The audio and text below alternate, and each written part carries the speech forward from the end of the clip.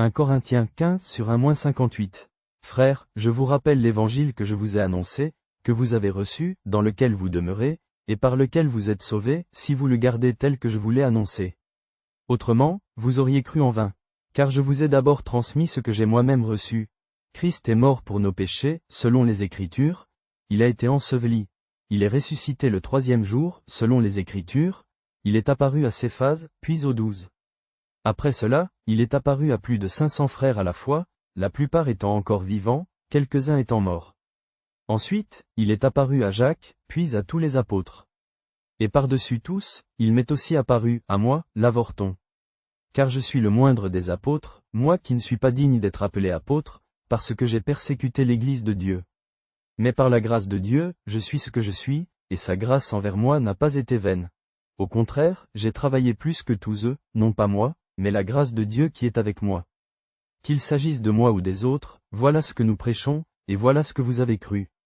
Or, si Christ est prêché comme ressuscité d'entre les morts, comment certains parmi vous disent-ils qu'il n'y a pas de résurrection des morts ?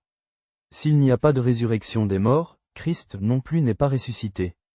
Et si Christ n'est pas ressuscité, notre prédication est vaine, et votre foi est vaine aussi. Nous nous trouvons même d'être de faux témoins de Dieu, puisque nous avons témoigné contre Dieu, disant qu'il a ressuscité le Christ, qu'il n'a pas ressuscité si, en effet, les morts ne ressuscitent pas. Car si les morts ne ressuscitent pas, Christ non plus n'est pas ressuscité. Et si Christ n'est pas ressuscité, votre foi est vaine, vous êtes encore dans vos péchés. Donc aussi ceux qui se sont endormis dans le Christ sont perdus. Si c'est seulement pour cette vie que nous avons espéré en Christ, nous sommes les plus misérables de tous les hommes. Mais maintenant, Christ est ressuscité d'entre les morts, premier-né d'entre les morts. Car la mort étant venue par un homme, c'est aussi par un homme que vient la résurrection des morts. Comme en Adam tous meurent, ainsi en Christ tous seront vivifiés. Mais chacun en son rang, Christ comme prémisse, puis ceux qui appartiennent au Christ, à sa venue. Ensuite, la fin, quand il aura livré le royaume à Dieu le Père, après avoir détruit toute principauté, toute autorité et toute puissance. Car il faut qu'il règne jusqu'à ce qu'il ait mis tous ses ennemis sous ses pieds. Le dernier ennemi qui sera détruit, c'est la mort. Car il a tout mis sous ses pieds. Mais quand il est dit que tout lui est soumis, il est évident que celui qui lui a soumis toute chose en est excepté. Et quand tout lui aura été soumis, alors le Fils lui-même se soumettra à celui qui lui a soumis toute chose, afin que Dieu soit tout en tout. Sinon, que feront ceux qui se font baptiser pour les morts ? Si les morts ne ressuscitent pas du tout, pourquoi se font-ils baptiser pour eux ? Je vous le dis, frères, par la gloire dont nous sommes l'objet en Jésus-Christ notre Seigneur, je meurs chaque jour. Si, comme homme, j'ai combattu des bêtes sauvages à Éphèse, à quoi cela me sert-il, si les morts ne ressuscitent pas ? Mangeons et buvons, car demain nous mourrons. Ne vous y trompez pas, les mauvaises compagnies corrompent les bonnes mœurs. Revenez à la raison, comme il convient, et cessez de pécher. Car certains ont une connaissance de Dieu sans la connaître, je le dis pour votre honte. Mais quelqu'un dira, comment les morts ressuscitent-ils ? En quelle sorte de corps ? Homme insensé, ce que tu sèmes ne peut revivre s'il ne meurt. Et ce que tu sèmes, ce n'est pas le corps qui doit être, que tu sèmes, mais un simple grain, soit de blé, soit d'une autre semence. Mais Dieu lui donne un corps comme il lui plaît, et à chaque semence il donne un corps propre. Toute chair n'est pas la même chair. Autre est celle des hommes, autre celle des animaux, autre celle des oiseaux, autre celle des poissons. Il y a aussi des corps célestes et des corps terrestres, mais autre est l'éclat des célestes, autre celui des terrestres. Autre est l'éclat du soleil, autre l'éclat de la lune, autre l'éclat des étoiles. Et même, une étoile diffère d'une autre étoile en éclat. Ainsi en est-il de la résurrection des morts. Ce qui est semé en corruption, ressuscite en incorruptibilité. Ce qui est semé en indignité, ressuscite en gloire. Ce qui est semé en faiblesse, ressuscite en puissance. Ce qui est semé un corps psychique, ressuscite un corps pneumatique. S'il y a un corps psychique, il y a aussi un corps pneumatique. C'est ainsi qu'il est écrit, le premier homme, Adam, devint une âme vivante. Le dernier Adam fut un esprit vivifiant. Mais ce qui est spirituel n'est pas le premier, mais ce qui est psychique, puis vient le spirituel.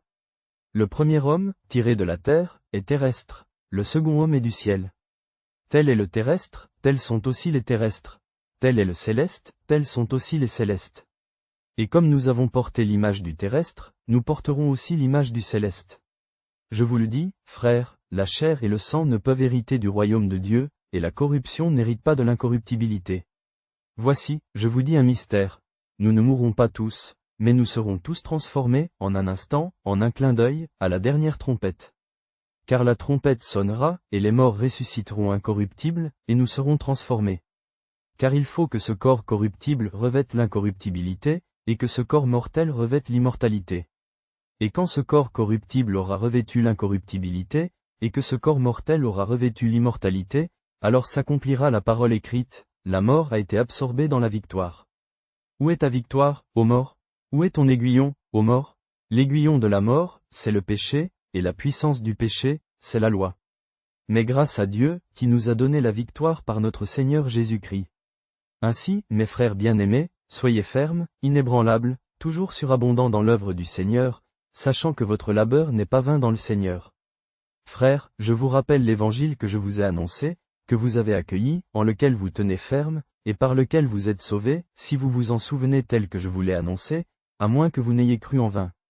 Je vous ai transmis, en premier lieu, ce que j'avais moi-même reçu, que le Christ est mort pour nos péchés, selon les Écritures, qu'il a été mis au tombeau, qu'il est ressuscité le 3e jour, selon les Écritures, qu'il est apparu à Céphase, puis aux 12.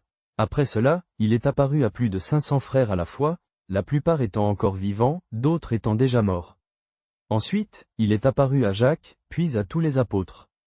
Et tout à la fin, comme à un avorton, il m'est aussi apparu. Car je suis le plus petit des apôtres, je ne suis pas digne d'être appelé apôtre, parce que j'ai persécuté l'Église de Dieu.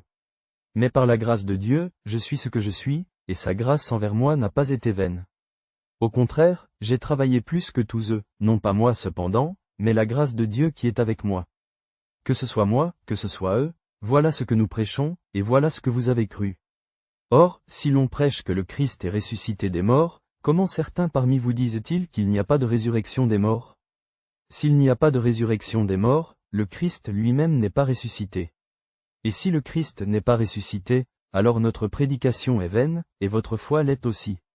Nous nous trouvons ainsi être de faux témoins de Dieu, puisque nous avons témoigné contre Dieu, qu'il a ressuscité le Christ. Or, si les morts ne ressuscitent pas, le Christ n'est pas ressuscité. Et si le Christ n'est pas ressuscité, votre foi est illusoire, vous êtes encore dans vos péchés. Alors aussi ceux qui se sont endormis dans le Christ sont perdus.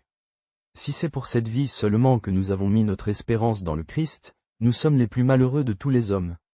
Mais en réalité, le Christ est ressuscité des morts, prémisse de ceux qui se sont endormis. Car la mort étant venue par un homme, c'est aussi par un homme qu'est venue la résurrection des morts. Comme en Adam tous meurent, ainsi en Christ tous seront vivifiés. Mais chacun en son rang, Christ prémisse, puis lors de sa venue, ceux qui appartiennent au Christ. Ensuite, ce sera la fin, lorsqu'il aura remis le royaume à Dieu le Père, après avoir détruit toute principauté, toute puissance et toute force. Car il faut qu'il règne, jusqu'à ce qu'il ait mis tous ses ennemis sous ses pieds. Le dernier ennemi qui sera détruit, c'est la mort. Car il a tout mis sous ses pieds. Mais quand il est dit que tout est mis sous lui, il est évident que celui qui a tout mis sous lui en est excepté. Et quand tout lui sera soumis, alors aussi le Fils lui-même sera soumis à celui qui lui a tout soumis, afin que Dieu soit tout en tout. Sinon, que feraient ceux qui se font baptiser pour les morts? Si les morts ne ressuscitent absolument pas, pourquoi se font-ils baptiser pour eux? Puisque par un homme est venue la mort, par un homme est venue aussi la résurrection des morts. Car comme en Adam tous meurent, ainsi en Christ tous seront vivifiés. Mais chacun en son rang, Christ prémisse, puis lors de sa venue, ceux qui appartiennent au Christ. Ensuite, ce sera la fin, lorsqu'il aura remis le royaume à Dieu le Père, après avoir détruit toute principauté, toute puissance et toute force. Car il faut qu'il règne, jusqu'à ce qu'il ait mis tous ses ennemis sous ses pieds. Le dernier ennemi qui sera détruit, c'est la mort. Car il a tout mis sous ses pieds. Mais quand il est dit que tout est mis sous lui, il est évident que celui qui a tout mis sous lui en est excepté. Et quand tout lui sera soumis, alors aussi le Fils lui-même sera soumis à celui qui lui a tout soumis, afin que Dieu soit tout en tout. Sinon, que feront ceux qui se font baptiser pour les morts? Si les morts ne ressuscitent absolument pas, pourquoi se font-ils baptiser pour eux? Ne vous y trompez pas, les mauvaises compagnies corrompent les bonnes mœurs. Revenez à la raison, comme il convient, et cessez le péché. Car certains d'entre vous ont une connaissance de Dieu qui est sans vrai savoir. Je le dis pour votre honte. Mais quelqu'un dira, comment les morts ressuscitent-ils? Sous quelle forme viennent-ils? Insensé, ce que tu sèmes ne peut prendre vie s'il ne meurt. Et ce que tu sèmes, ce n'est pas le corps qui doit naître qui est semé, mais un grain nu, de blé ou de quelque autre plante. Dieu lui donne un corps comme il lui plaît, et à chaque semence, son propre corps. Toute chair n'est pas la même chair. Autre est la chair des hommes, autre celle des animaux, autre celle des oiseaux, autre celle des poissons. Il y a aussi des corps célestes et des corps terrestres. Mais autre est l'éclat des corps célestes, autre celui des corps terrestres. Autre est l'éclat du soleil, autre l'éclat de la lune, autre l'éclat des étoiles. Même une étoile diffère d'une autre étoile en éclat. Ainsi en est-il de la résurrection des morts. Le corps est semé en corruption, il ressuscite incorruptible. Il est semé en déshonneur, il ressuscite en gloire. Il est semé en faiblesse, il ressuscite en puissance. Il est semé corps animal, il ressuscite corps spirituel.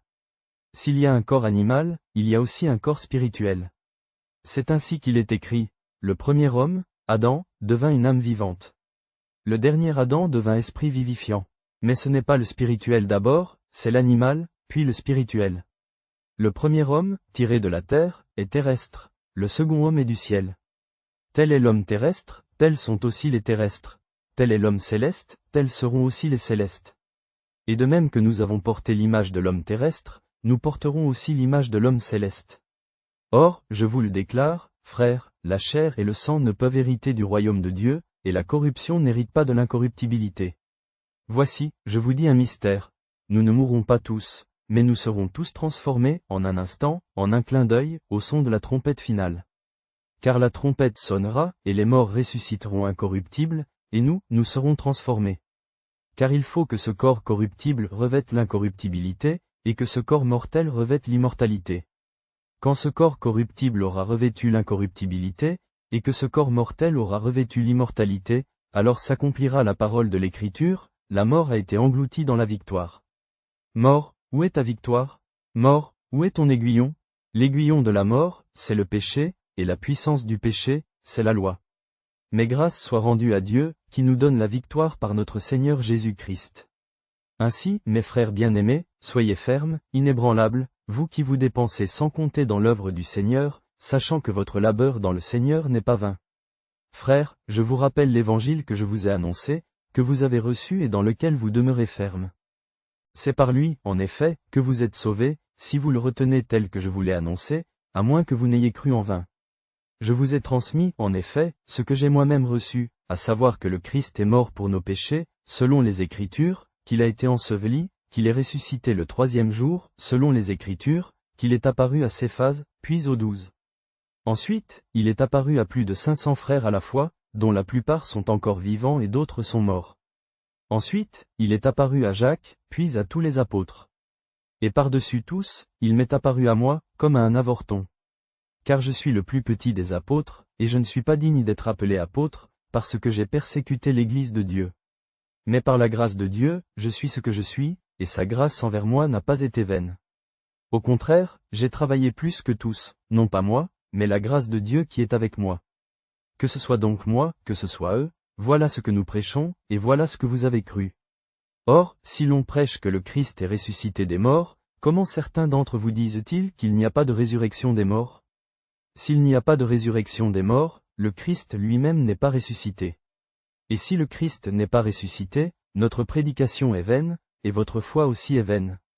Nous nous trouvons même être de faux témoins de Dieu, puisque nous avons témoigné contre Dieu, qu'il a ressuscité le Christ, qu'il n'a pas ressuscité, si vraiment les morts ne ressuscitent pas. Partagez vos prières dans les commentaires. Le Seigneur écoute toujours même votre voix la plus douce. Que Dieu vous bénisse.